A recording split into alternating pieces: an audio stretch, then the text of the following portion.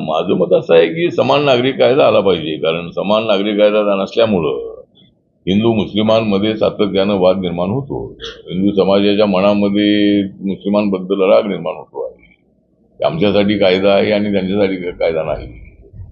आणि त्यामुळं आपण थोडंसं हिंदू मुस्लिमान एकत्र आणण्यासाठी समान नागरी कायद्याची आवश्यकता आहे. आणि तो कायदा मुस्लिमांच्या विरोधामध्ये नाही, उलट मुस्लिमांचं पॉप्युलेशन थोडं कंट्रोल करण्यासाठी, मुस्लिमांची आर्थिक उन्नती होण्यासाठी त्याची नितांत अशी आवश्यकता आहे. त्यामुळे समान नागरी कायदा जर आला तर आपण आता जसं फॅमिली प्लॅनिंगच्या माध्यमातून अनेक कुटुंबामध्ये आता पूर्वी तर 10-10, 12-12, 14-14, 15-15 मुलं व्हायची.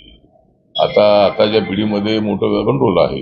त्यामुळं 2-3 मुलं किंवा एवढीच मुलं असतात. त्यामुळं जर मुस्लिमांमध्ये जर हे थोडं कंट्रोल झालं तर त्यांच्या कुटुंबाची आर्थिक सोबत आणण्यासाठी त्याचा चांगला उपयोग होणार आहे. त्यामुळे माझं मत असं आहे की समान नागरी कायदा आला पाहिजे असं माझं मत आहे. 24ची निवडणुकात आलेली आहे.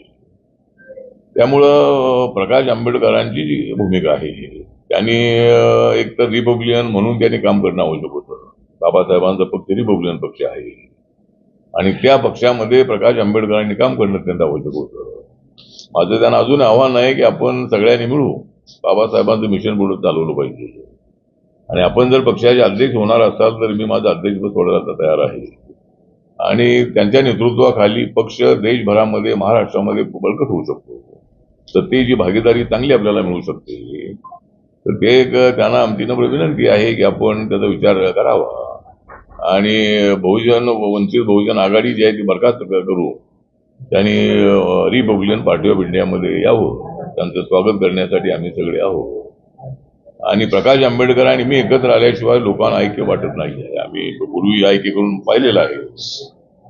माझं एवढंच आहे की आता आज या आरपीआयच्या स्थापना दिनाच्या निमित्ताने आपली जर मोठी ताकद उभी राहिली तर समाजाला न्याय देण्यासाठी त्याची चांगली मदत होऊ शकेल. आणि कार्यकर्ते राबत आहेत पण त्यांना सत्तेची भागीदारी मिळत नाही आहे. आणि म्हणून असा एक मोठी ताकद उभी राहिली पाहिजे असं एक माझं मत आहे. आठवले साहेब मंत्री होता. कोण म्हणाल?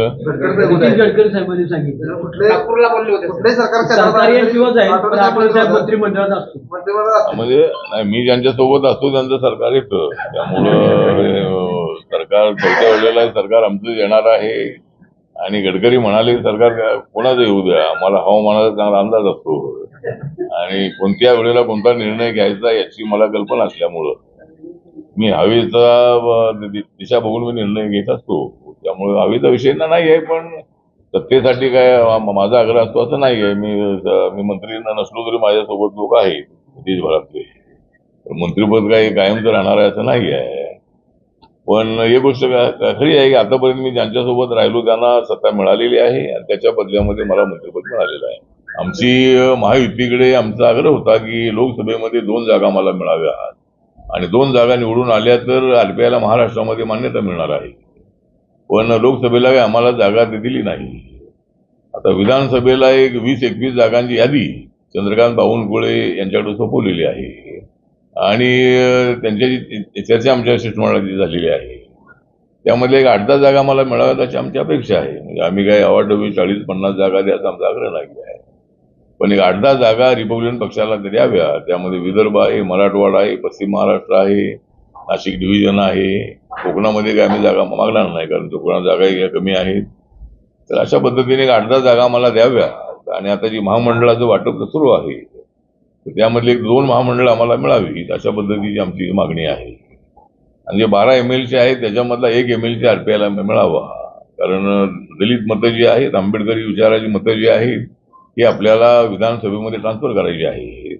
आणि आमची मतं ही बॅलेन्सिंग मतं आहे. म्हणजे आमचा उमेदवार कोण निवडून आणायचा आणि कोणाला पराभूत करायचं एवढी मतं माझ्या पक्षाकडे आहे. जरी आरपीआयमध्ये गट असलेही तरी माझा गट हा गाव पातळीपासून ते शहर पातळीपर्यंत काम करणारा गट आहे. त्यामुळं रिपब्लिकन पक्षाला एक संधी 8-10 जागांवरती द्यावी असे आमचा आग्रह आहे. महिन्यांपूर्वी नाराजी व्यक्त केली होती की घटक पक्षांना महायुतीमध्ये व्यवस्थित स्थान दिलं जात नाही. त्यामध्ये आता स्थान दिलं जात नाही म्हणजे आता आमचे पक्ष छोटे पक्ष आहे. तर हे 3 मोठे पक्ष आल्यामुळं आमचं पक्षाकडे त्यांचं दुर्लक्ष असं नाही आहे. पण जरी यांचं थोडं दुर्लक्ष असलं महाराष्ट्र लोकांचं, तर नरेंद्र मोदींचं माझ्याकडे लक्ष आहे.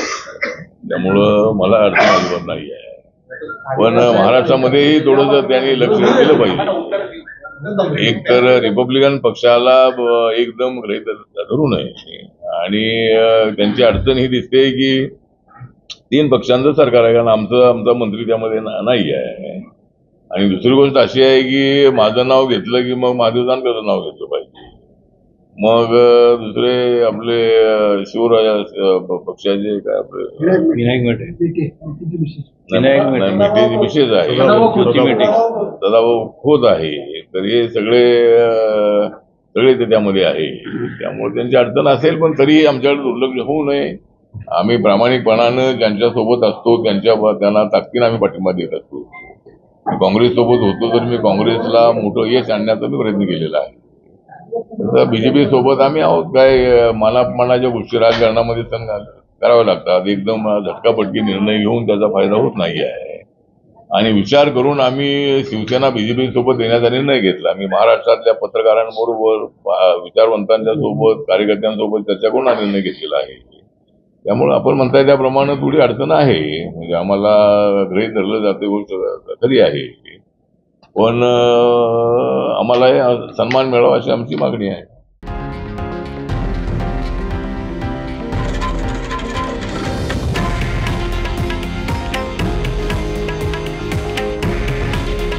हे आहे देशातील नंबर 1 न्यूज नेटवर्क आणि आपण पाहत आहात TV9 मराठी.